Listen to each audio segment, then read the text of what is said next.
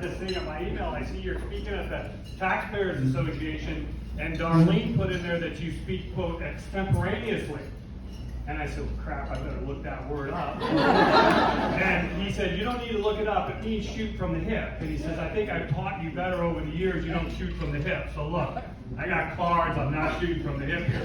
Now, Darlene said to me, when she reached out to me, I said exactly what you said, like, well, what do they want to hear from me for? You know, I'm a tax spender. You know, that's what I do. I'm part of the problem, I think. And I said, what would you have me speak about? And she said, you can talk about anything you want. I was like, yeah.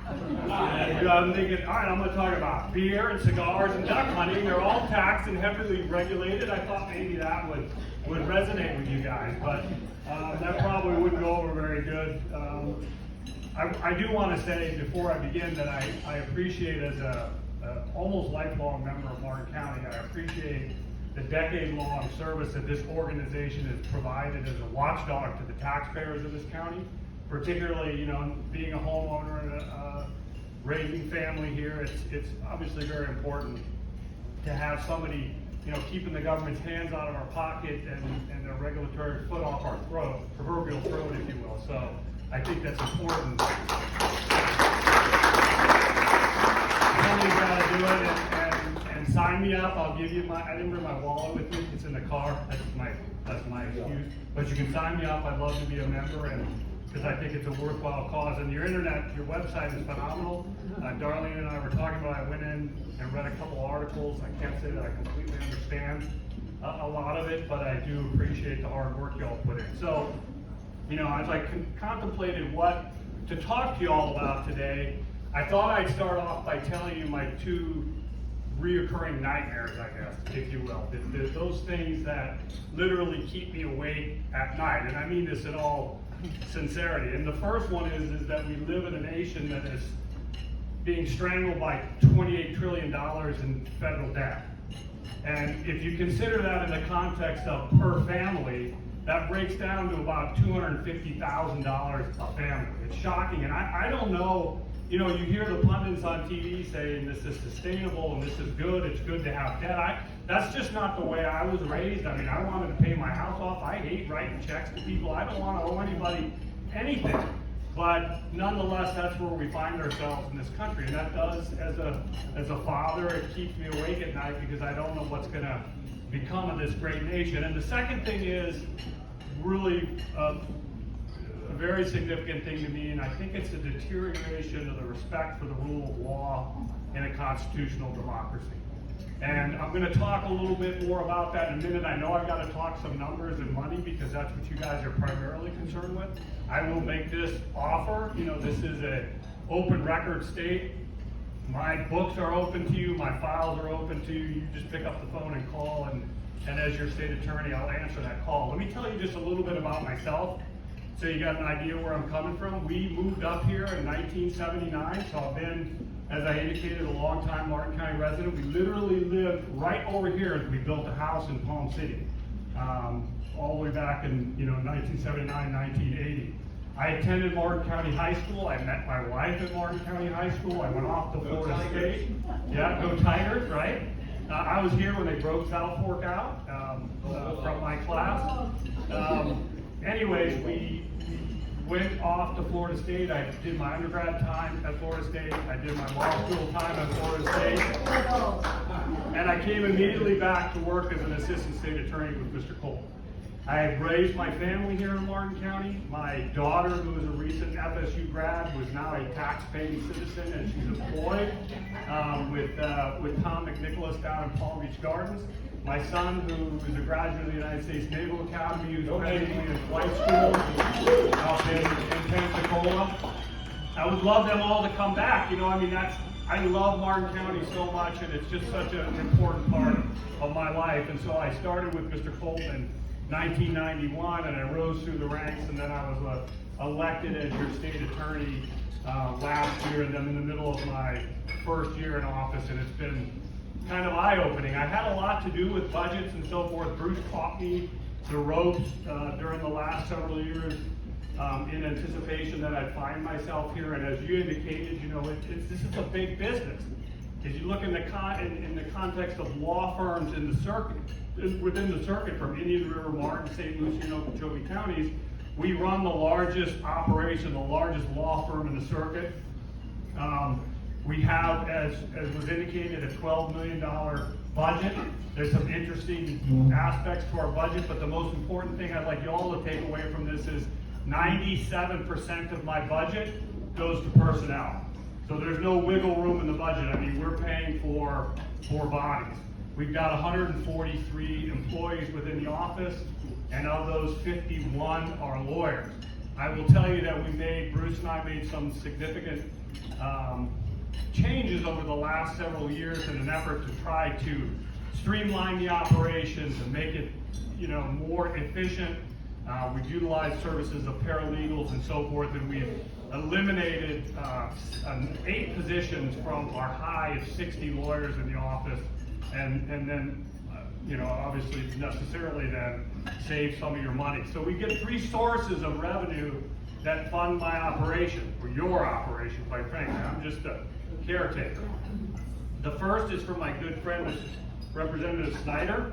The lion's share of our budget comes from the General Appropriations Act, and that's roughly 90-some-odd% of my 97% of my budget.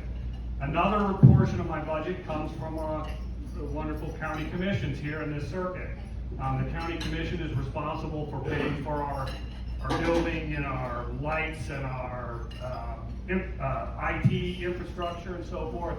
And I can tell you that's been a marvelous learning experience, the cooperation we got. I know, unless you live under a rock, you saw what happened in the city of Stuart with the breach of their IT system, and it brought them to their knees. I can tell you now, we have completely converted our operation to a paperless operation. I think my good friend RJ will say that's going pretty good, right? You don't have to come to my office to get discoveries. We're sending it out to you. But that makes it very scary because I don't have a file anymore. I like files. I really like paper. I'm not afraid of paper, but we're paperless. And the counties helped us do that. I'll tell you, they helped us do that.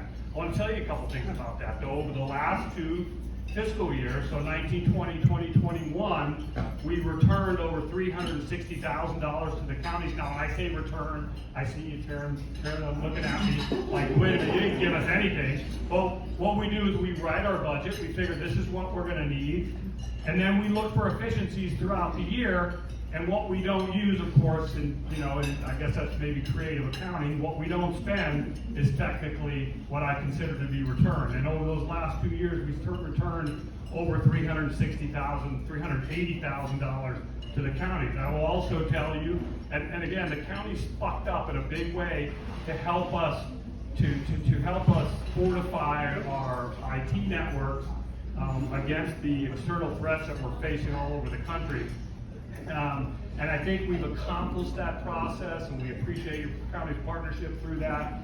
This last fiscal year, we presented our county budgets, and it's approximately 10% below where we were last year, which seems to be it's like a foregone conclusion that every year your budget's got to go up 3%. It's just nuts, but that seems to be, we never go back in time, and I think in these unfortunate inflationary pressures that we're experiencing, I think it's pretty remarkable that we were able to bring our budget down.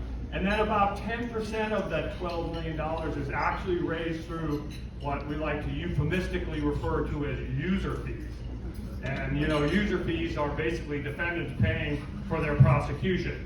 A long time ago, the Florida legislature said, look, we're going to give you the authority to collect this money, and you're going to collect that money, and then we're not going to give it to you in general revenue, so you better go out and get it from the court system. So we've been very effective in doing that. We generate anywhere in the area of $1.3 to $1.5 million a year to supplement that $12 million budget. So that's budget that's coming actually from offenders and not out of taxpayers' dollars, which seems to be, fair to me. So here's some of the dilemmas, the crisis that we face. And, I don't know if this will be taken as me up here with my hand out asking for money, but I'll put it into context in just a moment. So of the 143 employees that I have, the lion's share of those employees are support staff. the secretarial, data input, folks of that type.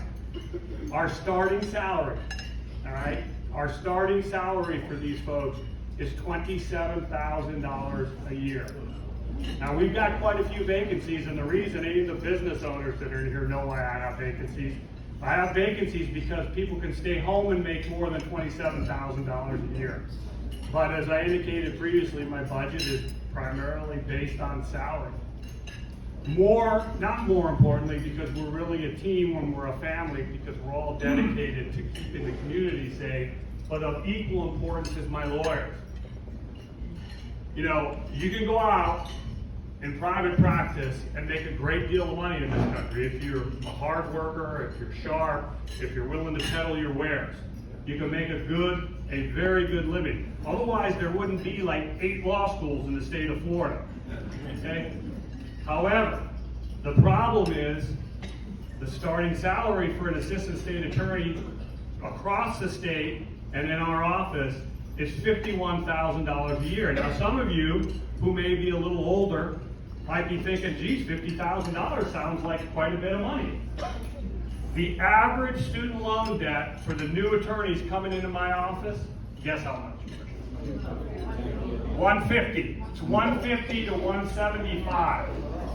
That's roughly $40,000 more than I paid for my first house when I got married out in Palm City. And these kids are bringing that debt to the table, and I'm asking them, I understand we're not paying you, but it's a life, it's a career worth having. It'll be worthwhile.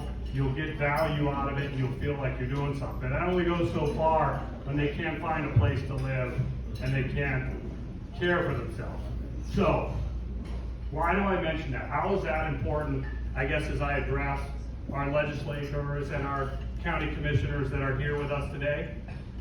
I frequently, for years now, in engaging the public, I reference a quote from John Foster Dulles, who was the Secretary of State under Dwight Eisenhower. And John Foster Dulles said at one point in time, of all the duties and responsibilities of government, the chief of which is the protection of its citizens from violence. Now look, it's wonderful to have nice roads without potholes. I love me a nice, new, fresh road. It's nice to have nice bridges. It's really nice to have libraries. Parks are wonderful. All of these things are wonderful benefits to life. But what good are they if when you go to the library, there's a child predator on the internet searching child pornography or whatever the case is, or if when you go to your local park, you can't go after dark or you can't go at dawn to walk the trail because you're not safe.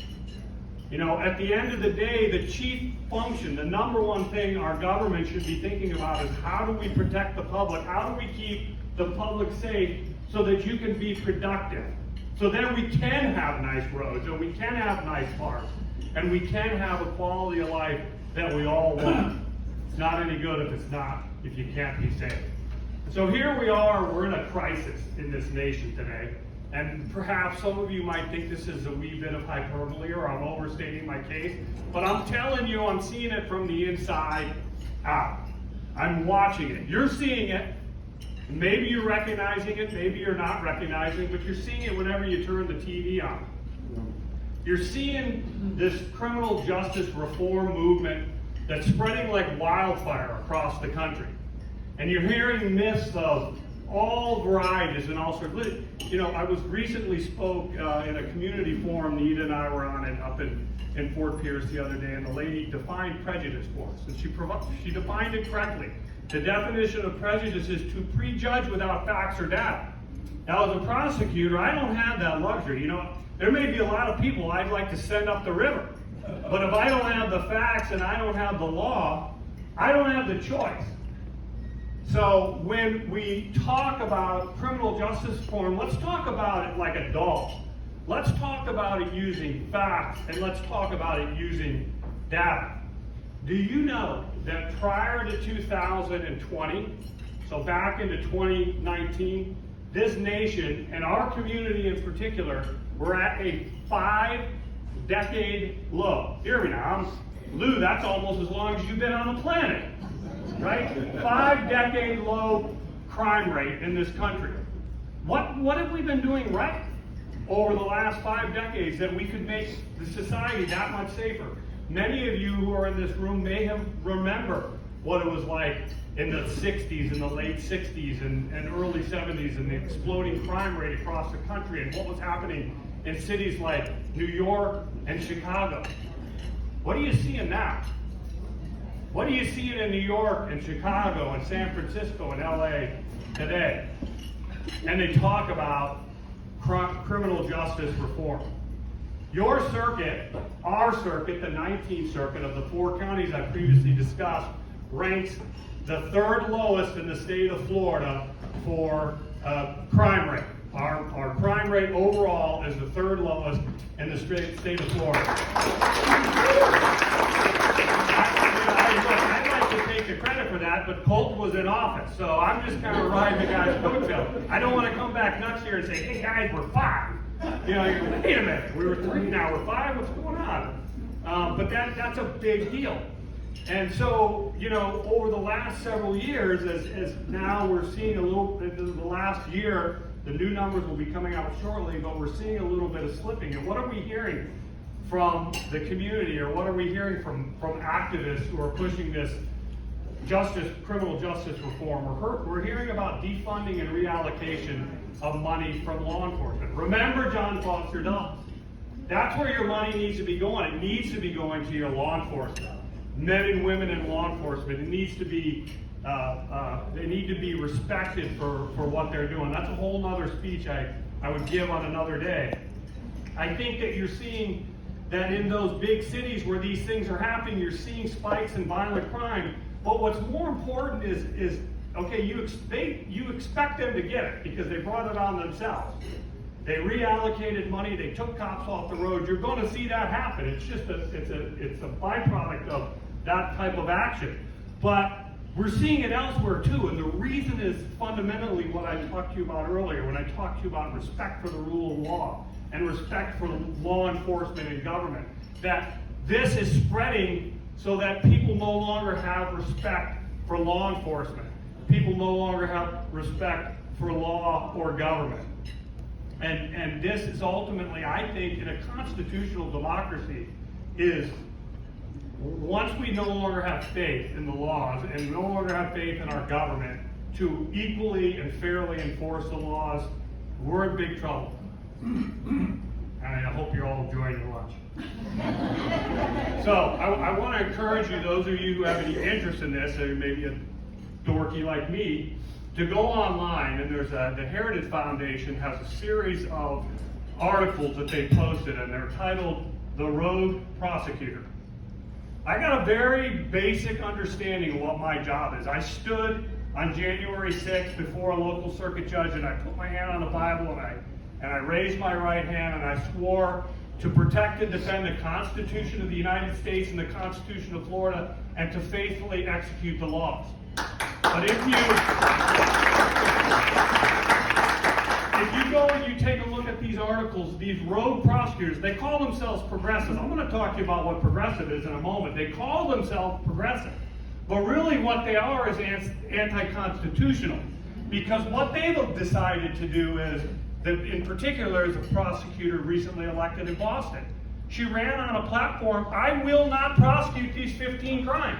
Now, those 15 crimes consist of theft.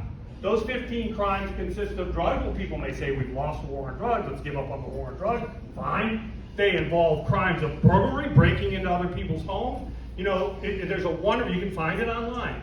And it literally says, you've got a guy who commits a theft, or a gal, because gals commit crimes too, just not at the pace of the rate men do.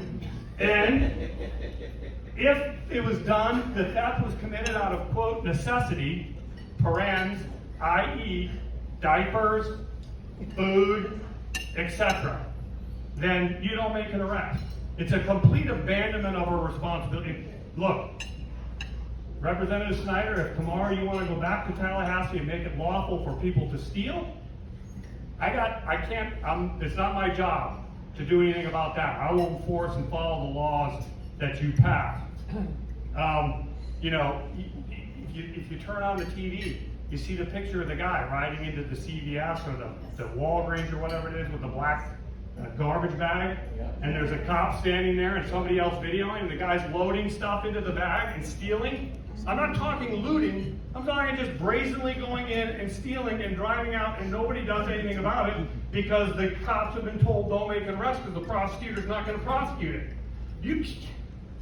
That's the very beginning of the end of the rule of law. I mean, you just can't live like that in society. I'd love to go over to Bass Pro right now and load up on all sorts of stuff. You know, if I could get the mascara not to throw me in the pokey.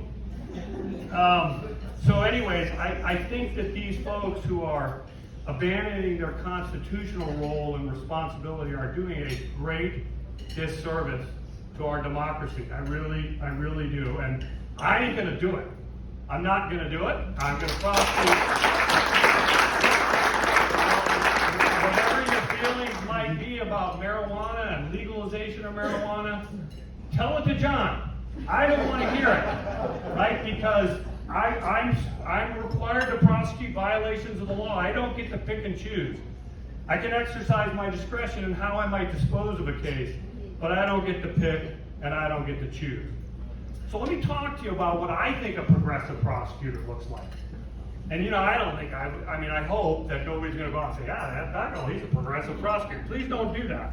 But what I mean is one who is always looking for change, who's always got an open mind to what might work better. And I'm not saying we do everything right. We make mistakes. It's a human system. But here's some of the things we're doing in this circuit.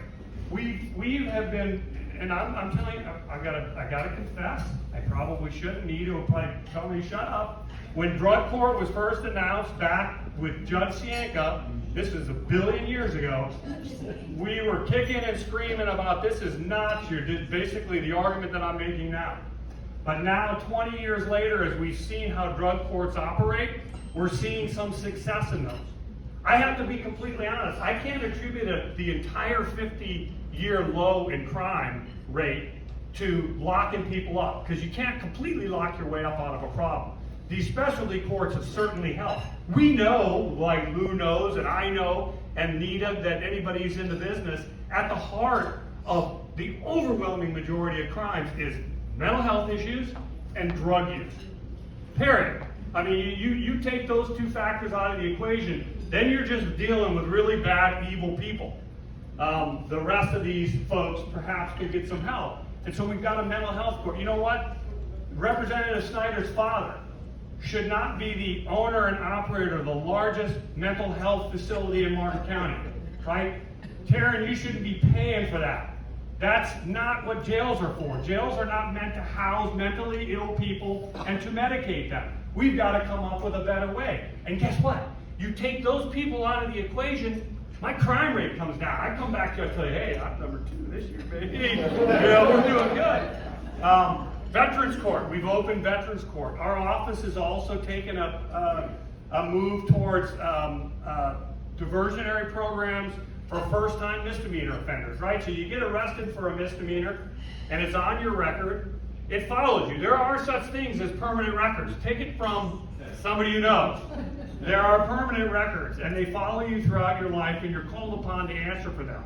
People make stupid mistakes, and so we give you one shot in some of these misdemeanor offenses, some of them, and it's not all, it's not crimes of violence and so forth, but your marijuana cases that we talked about, you would be required to go through treatment, you'd be paying penalties and fines and supervisory costs and so forth and so on. Okay, so I told you I'd talk about the truth, and just to be clear, that was all the truth. This also is the truth. And what I ask you is, who do you think we send to prison? Mona, who are we sending to prison? Huh? The bad guys. The bad guys? Well, okay, that's a pretty general term, but okay. And how do you get to prison? Those are the two big questions I think that the criminal justice system needs to shout from the rooftop. The Florida Sheriff's Association has annually writes reports talking about who is in prison and how they got in prison. Let me just give you some numbers, okay? First of all, one of the greatest quotes I ever read. It was in T.C. Palmer Stewart News many years ago, and it was a professor from somewhere, and she said, in response to the question about over-incarceration and the myth of over-incarceration, she said, a prison sentence is a lifetime achievement award in criminal reoffending. And that's a fact. 60% of all prison inmates in the state of Florida are in prison for violent offenses. 95% of them are repeat offenders. Now, here's the big myth. Here's the big fallacy that I'd like to dispel today. And it is that we are sending first-time drug offenders to prison. Right? So look, as a taxpayers association, one of the most expenses of government is incarceration. We know it's not cheap. And so many groups, there's this odd alliance between conservatives and liberals and progressives to empty the prisons because it will save money. It'll save taxpayers money. So I guess then you can send everybody $1,400, I assume is what they would do with it or some such thing. But I want to talk to you about who's in prison, because that's what you need to know when you hear this argument. The number one is we're sending first-time drug offenders to prison. That's a lie. That's false.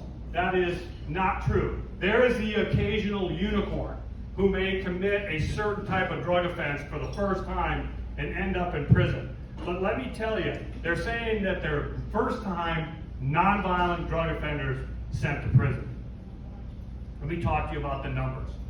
The average drug offender, okay, so let's say we're going to talk, what is the one, RJ, help me out here, fentanyl. Fentanyl's killing people across the country. Not that RJ is selling fentanyl, but RJ has used fentanyl. I know that. Fentanyl is a perfect example. So they're taking fentanyl, they're cutting it into heroin so that they can dilute the heroin but still have the impact. It's a financial move. They're very smart like that. They got a good business they're operating. The only problem is they're killing people when they do this. And it's an epidemic of massive proportions. So that's a pretty bad thing when you're in possession of fentanyl. The first time you get arrested for, so we're going to talk fentanyl and I'm going to go to the score sheet in a moment.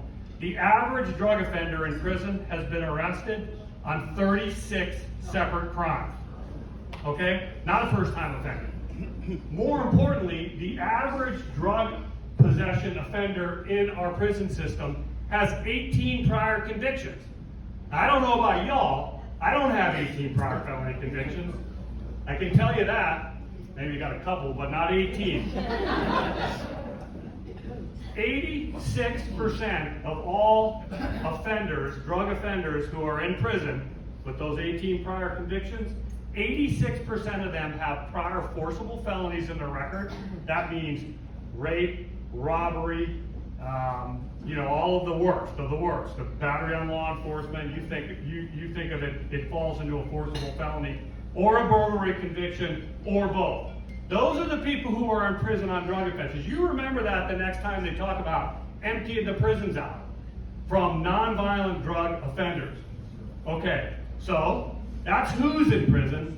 Then the next question is, how do you get to prison? And this to me is the most astonishing, I think.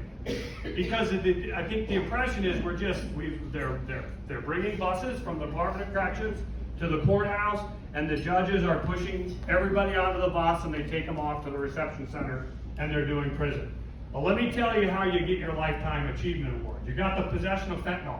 You know what happens the first time you get caught with fentanyl, Representative Snyder? Yes. Diversionary program. That's right. You go to drug court, baby. You're going to get in drug court no matter what. Doesn't matter. You're going to drug court. Drug court's tough.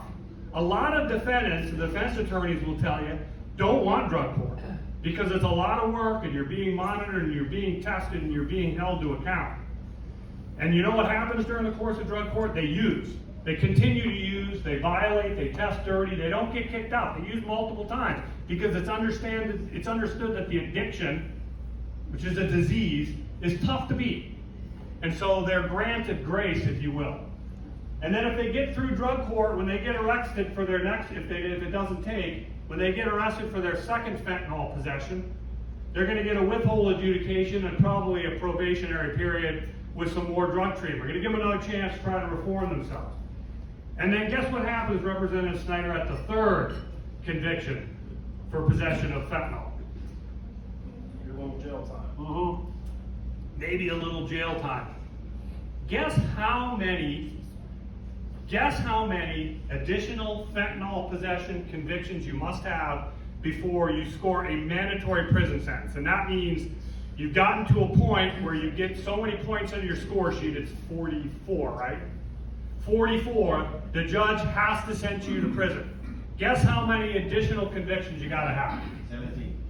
Pretty good. Who said 17? You and the booby prize. 18. 18. Now, that should shock everybody because that's how you get to prison. And does that number 18 sound familiar? I just told you how many prior convictions people in prison have. The big one to me though is grand theft. I still lose phone. You know, Lou's still got a flip phone, so it's only worth a few $100, and I still lose phone. What did I tell you? So I steal his phone. Let's say it's a grand theft.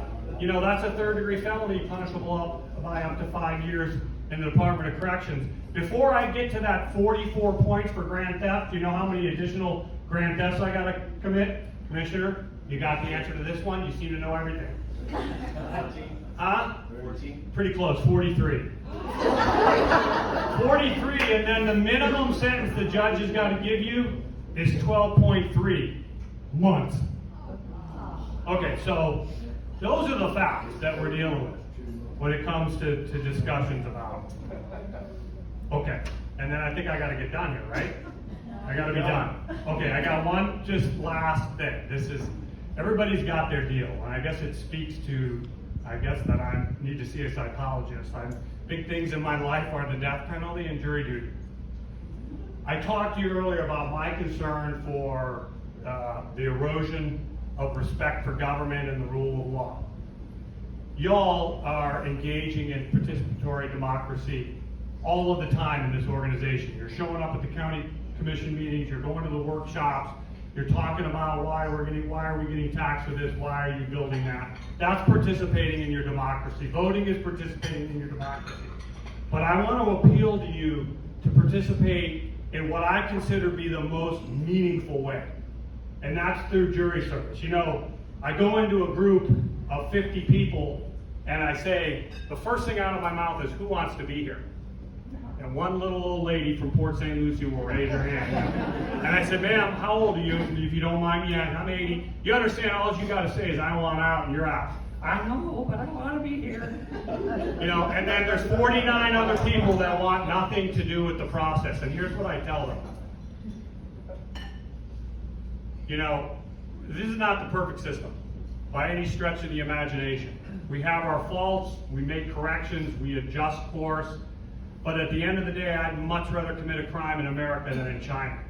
I can tell you that. All right? You don't think that when I've got a case where I've got a murderer, I got a kid who beat his parents to death with a hammer, that I don't want to just take care of that myself? Why do I need you on my jury? I know what happened. I know what should occur. And I tell these jurors, you know, your government asks 3 things of you. The first one is pay your taxes, right? The second one is serve in the military in a time of war. Some of you, I'm sure, have done. And the third is literally serve on a jury. Otherwise, your government doesn't ask anything of you. You don't have to do anything. You don't have to send your kids to school if you want to homeschool them. You don't have to drive on the roads. You can pretty much do whatever it is you want. The government asks you to serve on a jury. And I want you to think about this when you think about participatory democracy.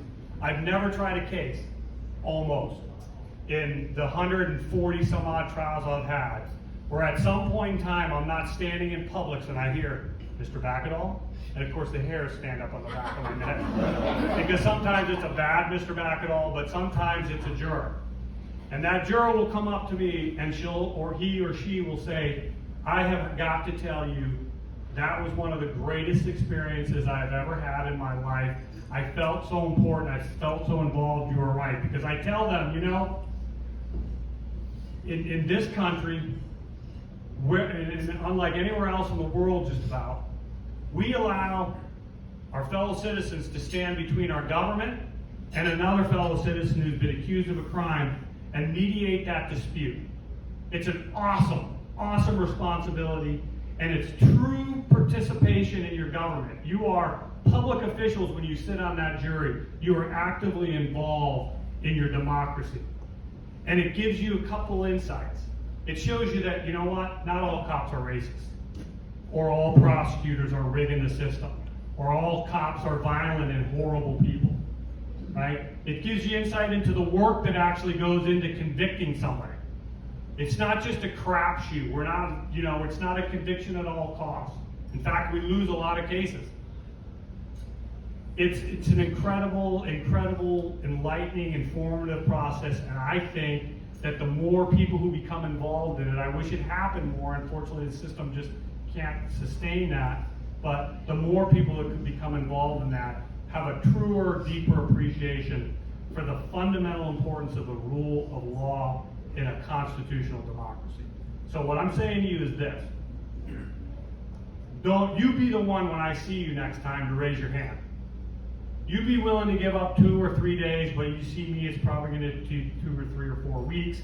But you be the one willing to raise your hand, stand up, and serve on that jury because you be serving your country. So, I feel blessed beyond measure to be your state attorney. It's all I ever wanted to do. It's unquestionably all I'll ever do because you'll have to come find me in a duck blind, once this show is over. But it's my honor to be your state attorney, and I'm grateful that you invited me tonight. No questions, Joe. No questions.